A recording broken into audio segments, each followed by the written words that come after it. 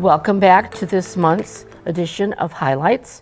Today we are very fortunate to have Anthony, the town administrator, and Liz, the director of EHS, here to have a discussion of the Article 20 at town meeting, and that's to do with the senior center. So welcome. Thanks, Anita, and so happy to be here today to continue the Highlights program with Town Administrator Anthony Ansaldi and Assistant Town Administrator Joe Laydon.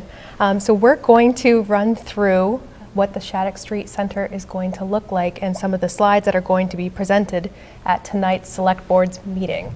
So, Anthony, I'm going to hand it over to you. Excellent. So thank you. Yes, I'm thrilled to be here. This is a project that I know that it's a long time coming, and it's been in the work for a number of years, and I'm glad that, you know, our team here with our architects, we feel that we're putting together a project that this community can be very proud of, and something our seniors certainly deserve and have waited a long time for this. So we're happy to get this across the finish line. So I'm going to share with you some slides tonight from an update that the Select Board will hear tonight.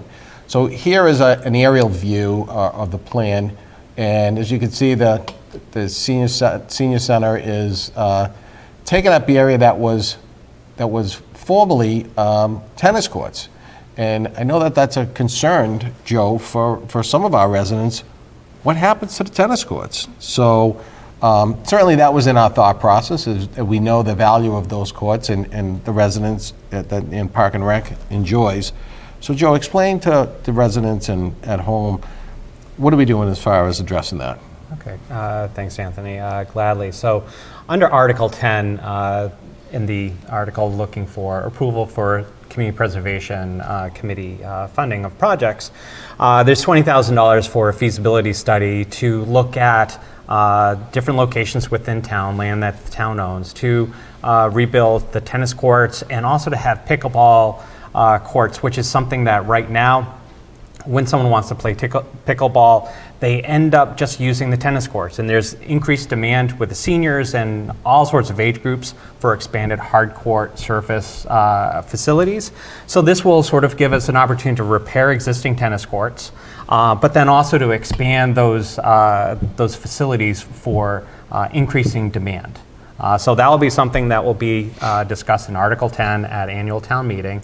And the hope is to develop conceptual plans, then come back to town meeting for approval for construction, either fall or next annual town meeting. Right. So we've talked to Park and Rec, and we asked them to work with us, because the first step in the process is identifying a location for the tennis courts. And while we have some ideas, we asked Park and Rec to really look around and land that they may own, as well as the land that the Select Board owns, to determine where are we going to focus on the project that Joe just explained. I think in doing this, it's going to create those dedicated pickleball courts and tennis courts, so you don't have to wait anymore. So we think that this is going to be a great opportunity to expand both tennis and pickleball at the new courts. But we're going to get right into some of the slides now to talk about that. So the senior center. So the second slide right here is just to show the residents how high the building would be. So it's just a little bit higher than the current library, which it will sit right across from in the parking lot. And reason why, it's an elevation. The senior center is just slightly elevated above where the library is situated. So the next two slides I'm going to have Liz talk through, because a great amount of time went into making sure that we had a building that was functioning as for the seniors as well as for the home of EHS. So Liz, can you go through how you went about really coming up with these floor plans? Absolutely. So we are thrilled with this floor plan. A lot of research went into this, a lot of data collection, many interviews with the architects to really determine what it is that we need and how many square feet we need for each room. So when you walk in the front doors across from the library for this new senior center, when you enter the lobby, you'll see a really nice horseshoe-shaped reception desk that you can see all different angles, front and back, down the long hallway, and we're able to greet every single person who walks through the door. That blue area on the left-hand side is the administrative wing where the staff will sit, our volunteers. We included our veterans agent, which we think fits in nicely with what it is we do. And we've created a little bit of room for expansion for if in the future we hired an additional outreach worker or have interns working with us. If you go down the hallway, back into the lobby, you'll see nice little casual interaction spaces, a study, a lobby where you can play cards. Then you'll see in the gray area some nice accessible bathrooms, some storage space. And then the large orange section at the top is our multi-purpose room, which is dividable down the center with a sliding wall. And there's the kitchen right off that with the pantry and the desk for the kitchen manager.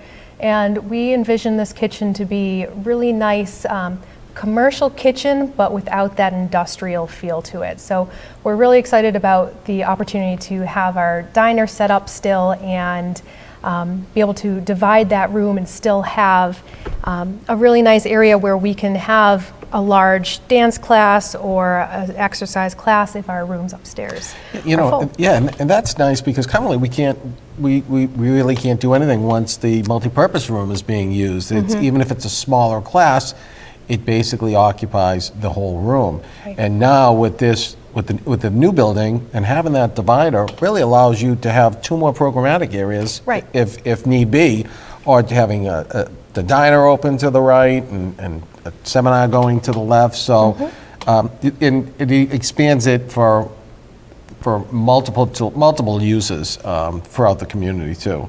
And I think even with the kitchen, I hear that Mark Corey from LCTV is interested in doing his cooking show again. So we're looking at doing that right out of the Shattuck Center. That would be great.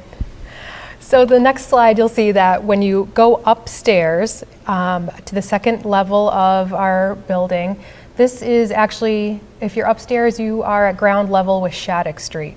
So over to the left area, you'll see Program Room 1 and Program Room 2. Those are some nice big rooms with sinks and storage where we can have our art classes, our social day program, casual conversation groups, things like that upstairs. You'll have a nice little card playing area and a spacious little billiards room right in the center. And behind the billiards table, you'll see a little area for a door where you can exit and go out onto the patio on Shattuck Street. If you go back in, go down the hallway a bit, you'll see the exercise room and the fitness room. So one will have exercise equipment that will occupy the room full time, and the fitness room will be where we'll be able to have our yoga classes, our chair yoga, Tai Chi, some of those other fitness classes that we run weekly. Now this area across from the exercise rooms is open where you can look down to the first floor below you.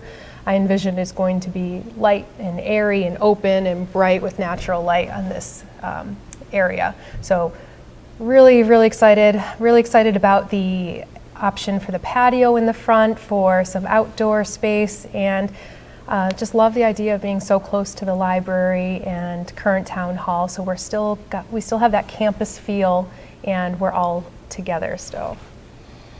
Yeah, you know, we really determined some of that program area by really looking at other senior centers. Joe, how many places did we go on tours? Oh, we were easily on 4 to 5, looking at how where it was located. Was it on the ground floor, second floor? What was the means of access? How easy for various people? Also, how flexible was it?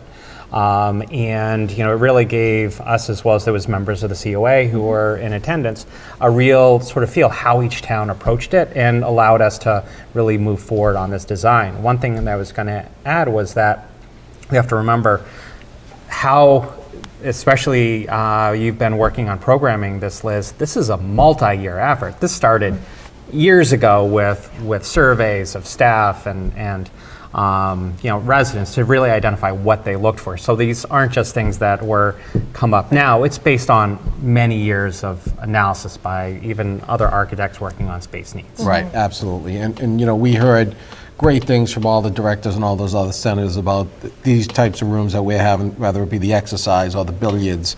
It was something that was heavily used by seniors in the community. So we're really excited, I think, to bring that to Littleton and what that's going to mean for our seniors.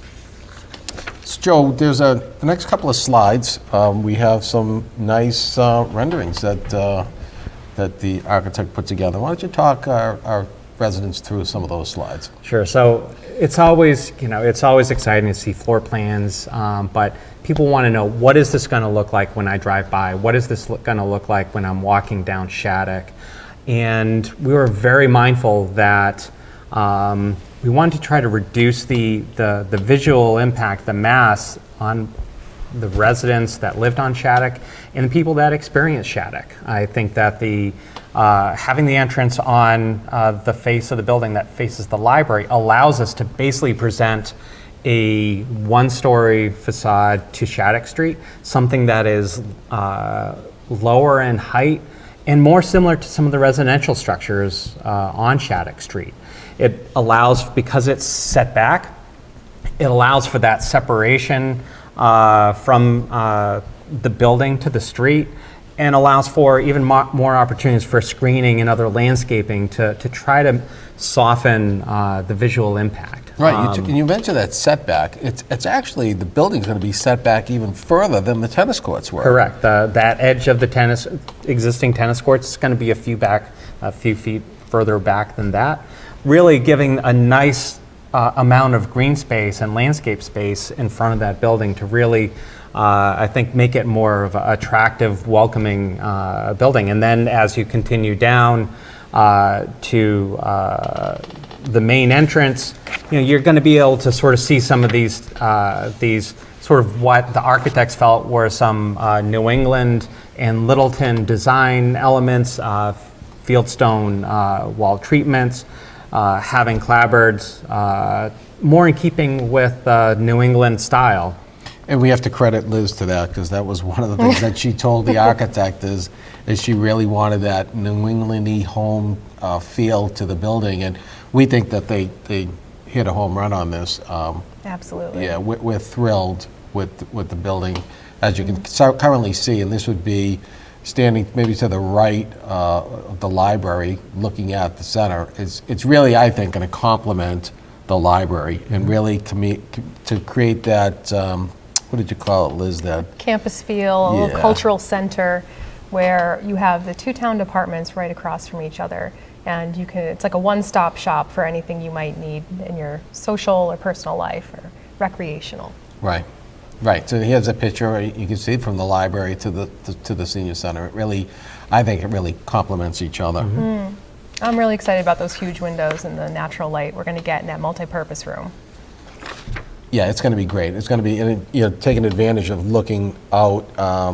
That library has some great views when you're inside there. I think that the multi-purpose room is going to have those same type of views with the nice big windows. Yeah. So, you heard us probably talk months ago about, we originally started on the slope site, and why did we pivot to the tennis courts? So on the next slide, it'll explain why we did what we did, and what we think and what we're really excited about is not only creating a great building, but also doing it for a lot cheaper. So on this slide, you can see what we call the hillside or the slope site. We were looking at a building that was a little bit more than 16,000 square feet, 16.6. The construction cost for that building was going to be about $14 million. That was $867 a square foot. So for a total project budget, it was going to be with contingencies and architect fees and OPM fees. It was going to be $18,797,000. That came to over $1,000 a square foot, $1,128. Now, by moving it over to the tennis courts, the building dropped just by a little bit, but we're able to now have a construction cost of $12,199,777. That's $738 a square foot, for a total project budget of $14,647,354. So what we're really excited about is to let the residents know that this is a greater than $4 million savings to the town by shifting it over to where the tennis courts are currently.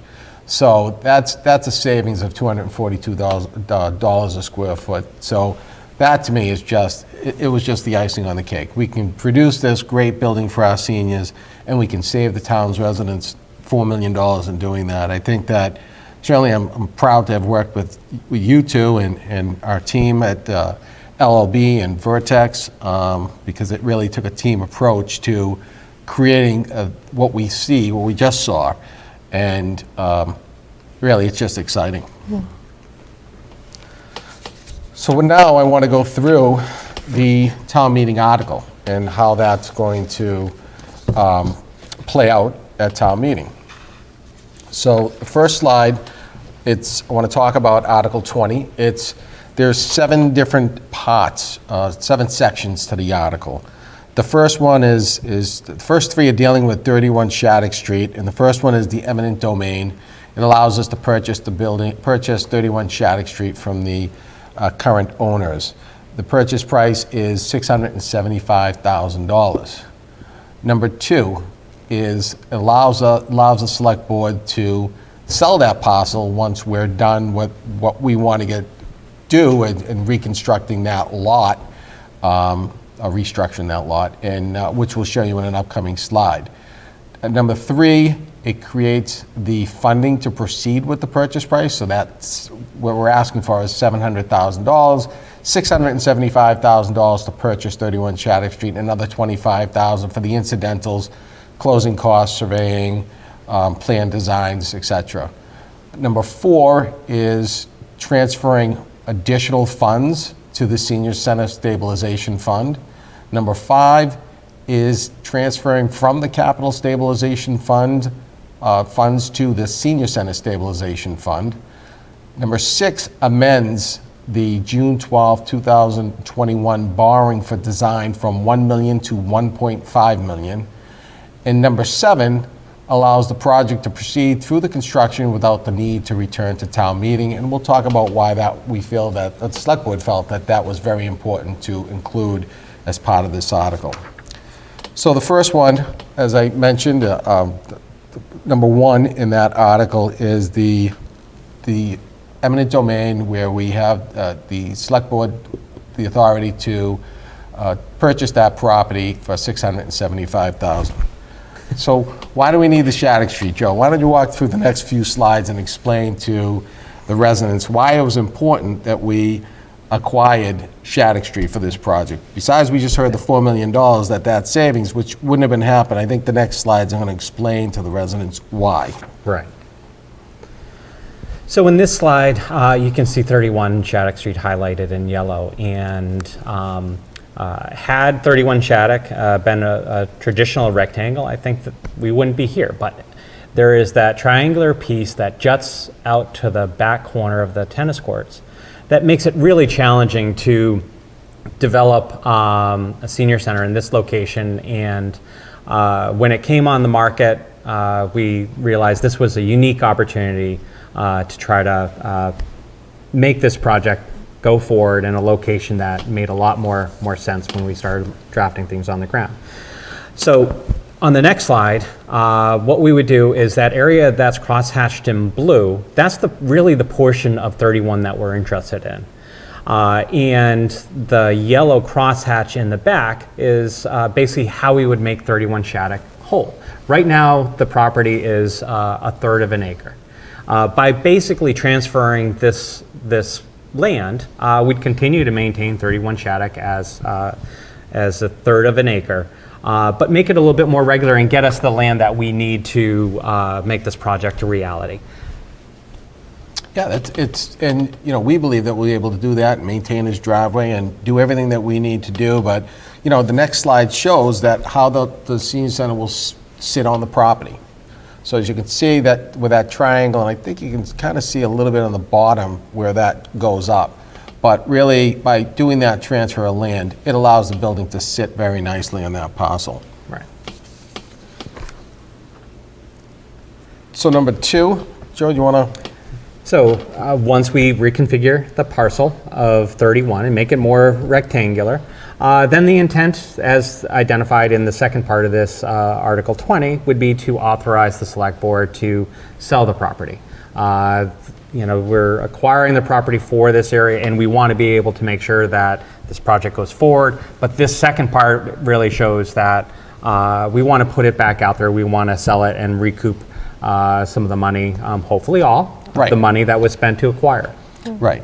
So, yeah, that's great points, Joe. And I think that what we're really hoping is, real estate always appreciates, right? So we're hoping that when the time comes to sell, at some point, I would say early in the next calendar year, that we'll be able to recoup that $675,000, that's $700,000, depending on the market, and to get that funds back. But even if we were just to say, if the market was to drop and we ended up selling that for $600,000, I think clearly with what you just heard, for $75,000 we were able to save $4 million. So we still think that even if we weren't able to fully recover the funds, that it makes sense to have a little bit of cost, but save $4 million. So that's one of the things that we're really excited about with this. The third, number 3 on that Article 20 is just allowing us to have that money to complete the purchase. So that's transferring from certified free cash $700,000 to purchase 31 Shattuck Street. Number 4, transfers from certified free cash $1.3 million to the Senior Center Stabilization Fund. So we originally had 3 when the fund was created. We'd be adding another 1.3, bringing that up to $4.3 million, plus interest that's accrued on the original $3 million. On the next slide, we're going to throw further money at the project to decrease the borrowing that we believe is going to be necessary to complete the project. So that's transferring $816,000 from the Capital Stabilization Fund to the Senior Center Stabilization Fund. So with the 3 plus the 1.3 plus the 8, it'll be somewhere in the vicinity of $5.2 million that we'll have put aside after this town meeting to offset that $14 million cost. So number 6, in order to continue with the project, I mentioned earlier about the design. We received the authorization at the June 12, 2021 town meeting for the $1 million to design go through the design process. Because the design cost is normally 10%, and as you can see, with the $14 million price tag that we have now, we would need to increase the borrowing for that design from $1 million to $1.5 to complete the project and keep it moving forward. And the last part of the article that we'll talk about is, there's a lot there, Joe, to this article, to this section, but I'm going to sum it up. It allows us to continue with this project through construction. Why the Select Board felt that it was important to do this is to keep the project moving. We're starting to see talk of raising interest rates on the federal level. Those rates, when those go up, that means it's a higher interest rate that the town's going to get when we have to borrow for a project. So really having the ability to keep this project moving is to take advantage of the lowest interest rate that we can at the time without waiting for another town meeting to do that. So that's this article. It's transferring the money from the Senior Center Stabilization Fund out for construction purposes, and that allows us to borrow. At the time, we didn't have the number that you just heard, the $14 million. So FinCom thought it would be best to jump it from a $10 million borrowing to the $12 million.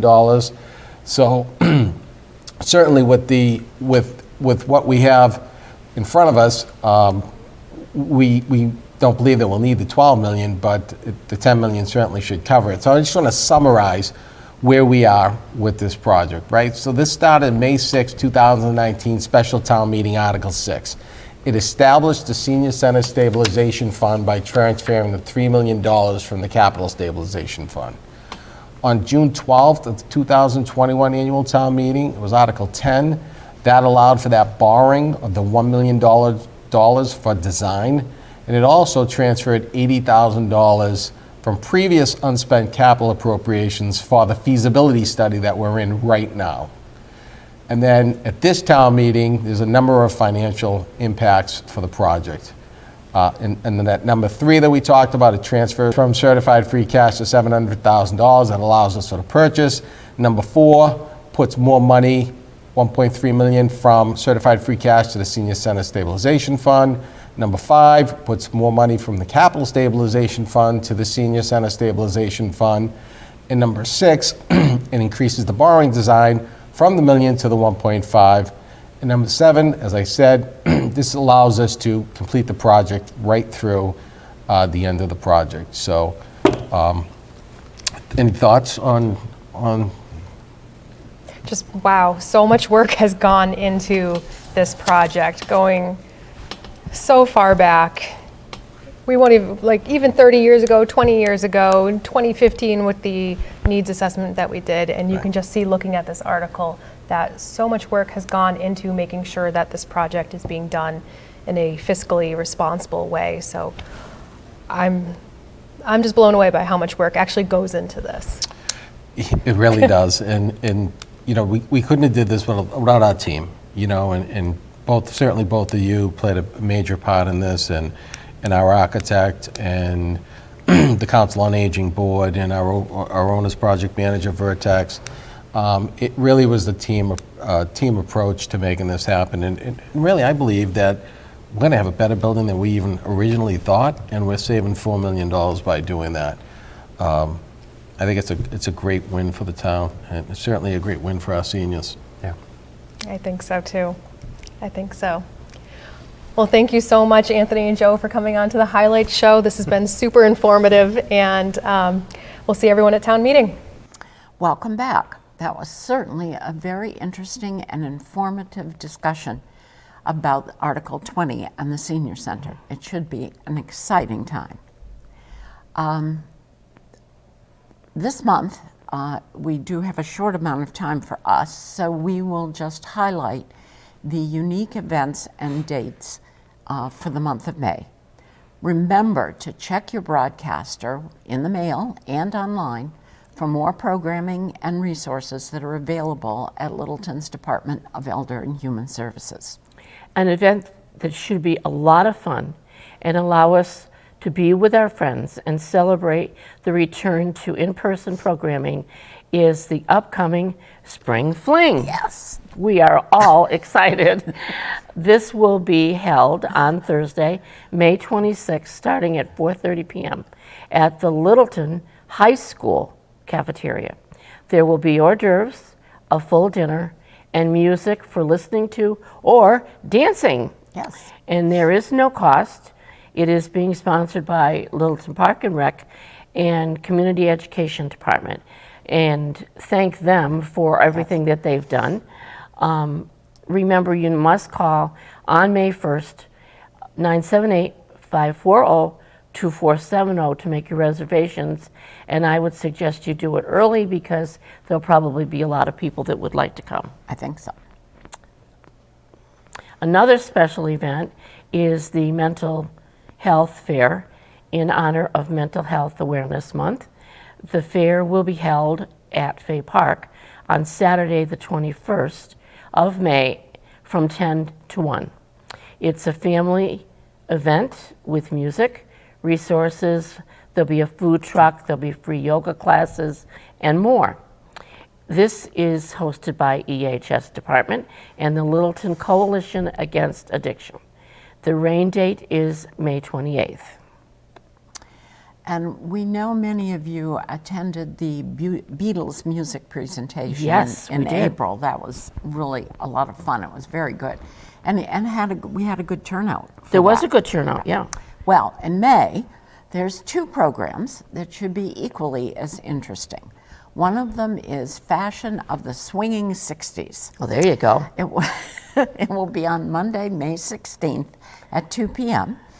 And beginning with the mod fashion of London through the hippie era and culminating in the bohemian styles and hot pants of the early 70s. Remember the hot pants. And no. The program will explore these styles and how they affected people of all ages during this turbulent time.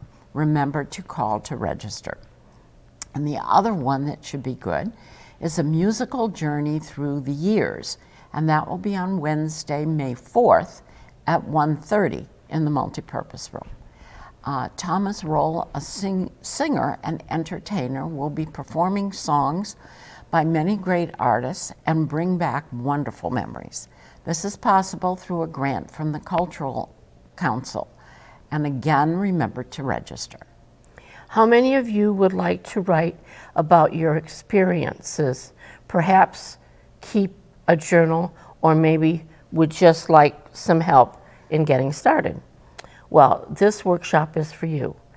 Writing Your Life, a 2-hour memoir-style workshop where you will use a combination of free writing techniques and prompts to focus on writing from your own life experience. It's on May 13th from 1 to 3. All writing abilities are welcome, so please call to register. That one sounds interesting. I don't think for me, but it does sound interesting. It sounds interesting. Now that spring is warmer, warmer weather and sunshine, we would all like to probably get outside more. So here are a couple of programs with that in mind.